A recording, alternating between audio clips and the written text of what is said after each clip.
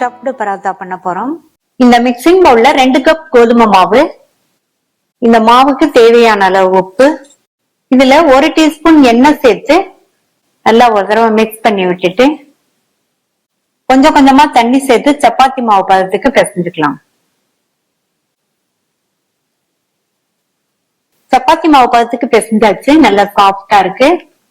மூடி வச்சிடலாம். அடுத்து ஸ்டஃபிங்க ரெடி பண்ணணும்.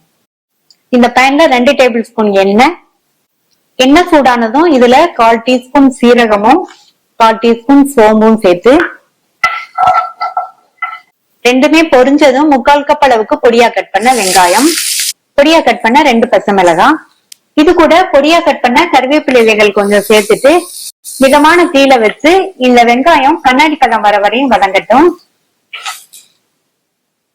வதங்கினதும் இதுல 1/2 டீஸ்பூன் இஞ்சி பூண்டு விழுதையும் சேர்த்து மறுபடியும் பச்சை வாசனை போக வதக்கிக்கலாம்.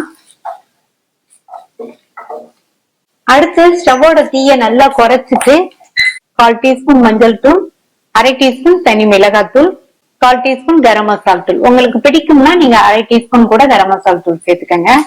மிதமான தீயில வச்சு இத வதக்கி விட்டுக்கலாம். 2 நிமிஷம் போல வதங்கி பச்சை வாசனை எல்லாம் போயிடுச்சு. இதுல 1/2 கப் அளவுக்கு துருவன கேரட், 1/2 கப் பொடியா துருவன முட்டைக்கோஸ், ஒரு சின்ன உருளைக்கிழங்க துருவி தண்ணியில சேர்த்திருக்கேன். தண்ணியை கம்ப்ளீட்டா நல்லா பிழிஞ்சு எடுத்துட்டு இதுல சேர்த்துக்கோங்க. இப்போ இதுக்கு தேவையான அளவு உப்பு மிதமான தீயில வச்சு வதக்கிக்கலாம். 2 நிமிஷம் வதங்கினா போதும். நம்ம துருவி சேர்த்திருக்கிறதுனால ரொம்ப நேரம் வதக்க வேண்டியது இல்ல. அடுத்து இதுல பொடியா கட் பண்ண மல்லி இலைகள் சேர்த்துக்கலாம். நல்லா மிக்ஸ் பண்ணி விட்டுட்டு ஸ்டவ் ஆஃப் பண்ணிருங்க. இது ஆறட்டும். நமக்கு ஸ்டஃபிங் ரெடி ஆயிடுச்சு. இந்த மாவை ஒரு தடவை பிசைஞ்சிட்டு உருண்டைகளா பிரிச்சிடலாம்.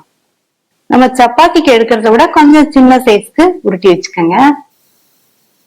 ஒரு உருண்டை மாவை எடுத்து சப்பாத்தி பலகை மேல வச்சுட்டு இத சின்ன ரவுண்டா தேய்ச்சிட்டு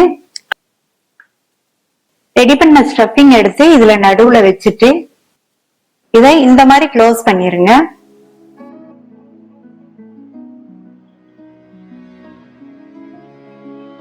திருப்பி வச்சுட்டு கையில லைட்டா மட்டும் எண்ணெய் அப்ளை பண்ணிட்டு கொஞ்சம் பெரிய ரவுண்டா இந்த மாதிரி தட்டிடலாம். இதே மாதிரி எல்லாத்தையும் ஸ்டஃபிங் பண்ணி ரெடியா எடுத்து வச்சுக்கலாம். இந்த பேன்ல 4 டேபிள் ஸ்பூன் எண்ணெய் விட்டு சூடாயிடுச்சு. நம்ம ரெடி பண்ணி வச்சதை ஒவ்வொன்னா எண்ணெயில சேர்த்துட்டு ஸ்டவ் லோ ஃபிளேமுக்கும் மீடியம் ஃபிளேமுக்கும் நடுவுல இருக்கட்டும். அப்பதான் எல்லாமே நமக்கு கரெக்டா வெந்து வரும். உள்ள ஸ்டஃபிங்குமே வேகணும்.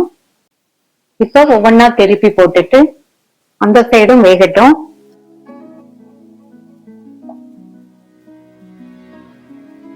மறுபடியும் இன்னொரு தடவை திருப்பி போட்டுட்டு 1/2 நிமிஷம் போல அந்த சைடு ஃப்ரை ஆனதுக்கு அப்புறமா எடுத்தோம்னா சரியா இருக்கும். இப்ப எடுத்துடலாம். டேஸ்டான ஸ்டஃப்டு வெஜிடபிள் பராத்தா ரெடி ஆயிடுச்சு. வெஜிடபிள்ஸ் எல்லாம் நிறைய சேர்த்து பண்ணிருக்கிறதுனால ரொம்ப ரொம்ப டேஸ்டாவும் அதே சமயம் ரொம்ப ஹெல்த்தியாவும் இருக்கும். கண்டிப்பா ஒரு தடவை ட்ரை பண்ணி பாருங்க. ட்ரை பண்ணி பார்த்துட்டு உங்க கமெண்ட்ஸ் சொல்லுங்க. தேங்க்யூ.